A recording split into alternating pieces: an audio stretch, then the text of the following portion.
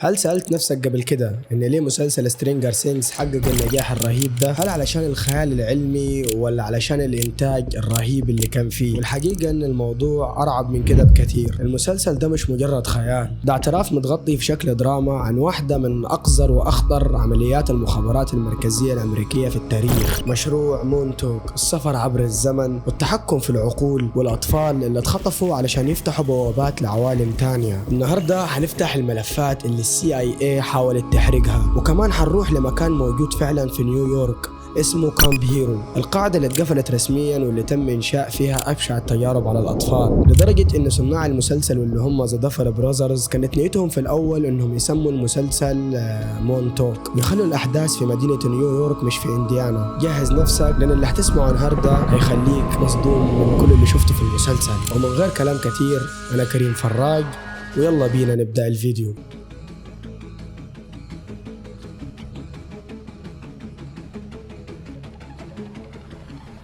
علشان نفهم مونتوك لازم نرجع لسنة 1943 لتجربة فلادلفيا الشهيرة. وفي التجربة دي المخابرات الأمريكية كانت بتحاول إن تخلي السفن الحربية غير مرئية للرادار، بس اللي حصل كان كارثة، وهي إن السفينة ألدريج اختفت بالكامل وظهرت في مكان تاني. ولما رجعت الجنود اللي كانوا في السفينة دي أجسادهم كانت ملحومة في السفينة حرفيا في مشهد مرعب، والمخابرات قفلت على الملف ده. بس في سنة 1971 قرروا يرجعوا للتجارب دي في قاعدة كامب هيرو المهجورة، لأن المكان ده على حسب ما يقال في ميزة جغرافية بتسهل فتح البوابات الزمنية. القصة كلها اتشهرت بسبب كتاب كتبه مهندس كهرباء وراديو اسمه بريستون نيكلز. الراجل ده خلفيته علمية ومش مجرد هاوي، وبيحكي في كتابه إنه اكتشف إنه كان شغال في القاعدة دي تبع CIA في منصب مساعد مدير، بس المشكلة إنه ما كانش فاكر أي حاجة من حياته في الفترة دي. بريستون بيقول إنه بمساعدة دكاترة نفسيين ابتدى يرجع ذكرياته، واكتشف إن CIA عملت له غسيل مخ لمسح ذاكرته من سنة 71 لسنة 83، وبدأ يفتكر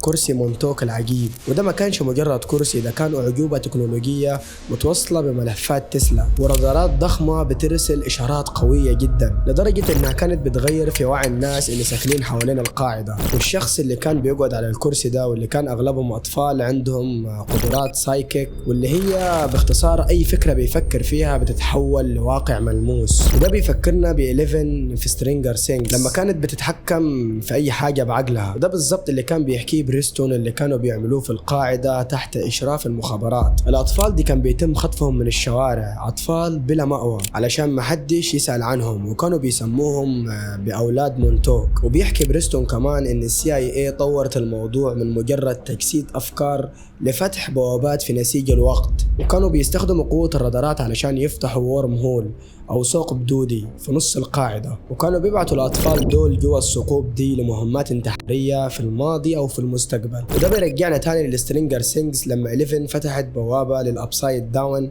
عن طريق قواها العقلية، وإزاي الأطفال اللي زيها كانوا بيتعرضوا لتجارب زي كده بالظبط. والسبب كمان في اختيار الأطفال بالذات، غير إن مخهم مرن، هم كانوا بيعتبروا الأطفال يعني زي ما تقول صفحة بيضاء، والCIA تقدر تشكل وعيهم وتبرمج خيالهم علشان يفتحوا ممرات زمنية مستقرة أكتر من الكبار. وبريستون كمان كان بيوصف تجربة مرعبة اسمها العين المبصرة، وهي إنهم كانوا يخلوا الطفل يمسك حاجة لشخص مفقود، ومن خلال الكرسي والرادارات الطفل ده كان بيقدر يشوف الشخص ده في أي مكان في العالم ويسمع كلامه. وده حرفيا معنى التحكم عن بعد اللي CIA كانت بتحلم بيه. ومش كده وبس، ده بريستون كمان بيقولوا إنهم سافروا لسنة 6030 ميلادية ولقيوا هناك مدن مهجورة تحت تماثيل ذهبية ضخمة. الكلام اللي أنا بقوله ده أنت هتشوفني اللي هو أنا مجنون أو بقول حاجة كذبة وخيال علمي، بس لما نجي نربط الكلام ده بالواقع هنلاقي ان CIA فعلا اعترفت رسميا بتجارب زي MK Ultra اللي بدأت سنة 1953. في وثائق حقيقية بتثبت انهم كانوا بيدوا الناس مخدر زي LCD من غير علمهم علشان يمسحوا الذاكرة بتاعتهم. وده بالضبط اللي بيحصل في المسلسل مع 11 وابوها اللي هو الدكتور برينر اللي بيمثل دور العالم اللي شغال مع الحكومة. ومش بس كده، ده في واقعة مرعبة مثبتة حصلت في مدرسة فيرنا.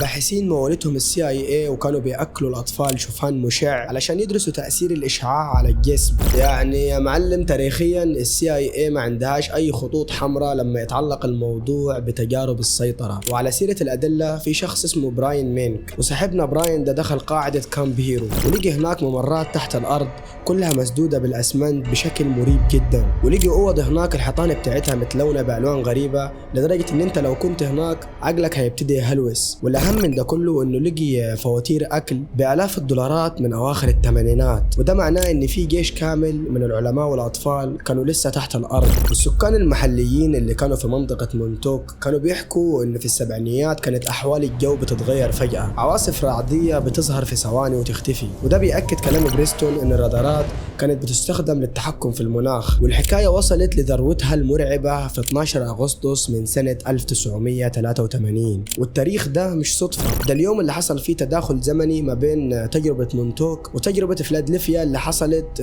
قبل 40 سنة بالضبط. بريستون بيقولوا إنهم فقدوا السيطرة لما واحد من الأطفال اسمه دانكن كاميرون أطلق صرخة مرعبة وهو على الكرسي. في اللحظة اللي التداخل حصل فيها دانكن قدر يخلق وحش من عقله الباطن، والوحش ده توصف إنه ضخم عليه شعر على جسمه وبدأ يقتل في الحراس ويهد في الحيطان. وبريستون بيحكي إن الوحش ده كان ياكل أي حاجة قدامه حرفيا، ما كانش سايب أخضر ولا يابس. You ever look at someone and wonder what is going on inside their head? الرز الاصفر ده بقى يا جماعه، بصوا كده على فوارق الأكل. الرز الاصفر ده رز بسمتي. يعني ايه؟ يعني انت بتاكل تعمل كده. طب لو في رز ضحكاتي تعمل كده. بهزر معاكم. هو حد يديني ديسلايك يا جماعه عشان خاطري. والرادارات كانت بتغذيه بالطاقة لدرجة انه بقى حاجة ملموسة. ودانكن في اللحظة دي فتح بوابة زمنية ربطت ما بين سنة 1983 و 1943. والعلماء شافوا سفينة ألدريج اللي اتكلمنا عليها في البداية جوا البوابة دي. وعلشان ينقذ الموقف ده بريستون اضطر انه يدمر أجهزة الإرسال بفاس ويقطع الكهرباء من المكان علشان البوابة دي تتقفل والوحش ده يختفي. وبعد الكارثة دي CIA قررت تكنس المكان وقرروا يمسحوا ذاكرة الموظفين وقتها، واللي رفض ينتحر يختفى في ظروف غامضة. ودفنوا كل الممرات دي تحت أطنان من الأسمنت. بريستون نيكلز بيقول إنه فضل سنين بيحاول يفتكر الحاجات دي كلها، ولما طلع يتكلم المخابرات حاول تتشوه صورته ويقولوا عليه إنه ده مجنون. بس السؤال اللي بسأله لنفسي وأنا وبعمل الفيديو ده وهو إن الكلام ده كله لو كذب، ليه قاعدة كامب هيرو لسه تحت حراسة مشددة لحد يومنا ده رغم إنها بقيت بارك عام؟ وليه كمان ممنوع إنه أي حد يقرب من المباني القديمة أو يحاول حتى يحفر؟ الحقيقة إن مشروع مونتوك ممكن يكون لسه شغال بس في مكان تاني أعمق وأكتر سرية من المكان ده. وكمان الأطفال اللي بيختفوا بالآلاف كل سنة في أمريكا بيروحوا فين؟